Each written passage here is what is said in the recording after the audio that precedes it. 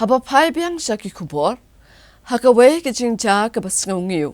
Kaway ke long kemi kala syak Pyniap hapo la ke jong ke yengsa ke badan Nongrah nonglum.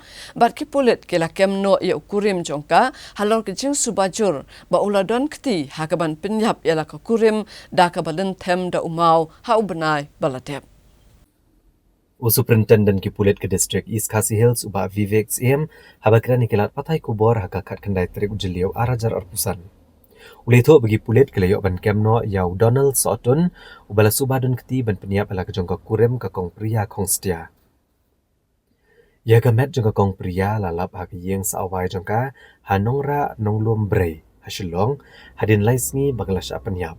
Ya kabala suba bulale kene kam hapreng ke arpusan nani arpu pratrik ujemang arajar arpusan.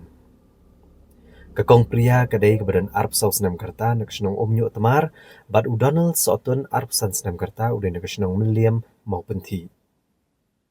Habakran gelak patai kubor uba Vivek CM ulong ba u Donald Sohtun ya bala subadon keti ban Pyniap ala kejong ke Kurim ulah syakem no. Da kebakedo ba ya kemet jong kene galong kemela lap adin laisi bagla syak Pyniap. Bat kekenhun forensik ru galet cekene kejaka hakaba hakasni kebabot dalam ru iki kesau ban lap ya umau bo Donald ula penankam ban Pyniap ialah kejong ka Kurim.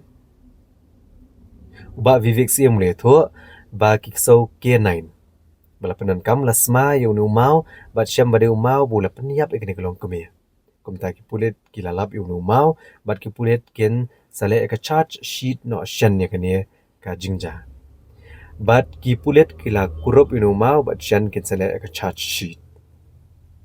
Ulito ru bagi bahayeng gelada bun ujor e jahar ha kesi babot bat kadau bami na kene jing syak Pyniap kene kelong kemia kedai namar baglami kejingan nya ha pedeng jong kini ki arngut Shillong hakaba une ubriau ula tharais neo bakania ka Kurim Jongu kelang samla ka bami kejingan nya ka bajur bat ka balam kejing Pyniap ha ka por menmiat. His accused is arrested. In fact, he surrendered on the same day himself after police gave chase. The body was actually ascertained after, it was found out after 3 days. And we had visited the place of occurrence. The forensic team also had come there.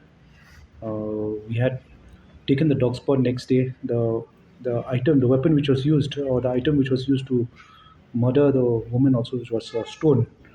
Which was thrown close by. The K9 had sniffed it and sniffed apparel belonging to the victim and actually traced the stone. So we had recovered that stone. He is in judicial custody. We're treating that as a special report case, and we'll be charging that case very soon. The motive, there was an altercation because between husband and wife. Husband was suspecting spouse of an affair and all that, and got into an argument, and that's how he hit her. So when was this murder took place, in the night or in the? Yes, at night. At night.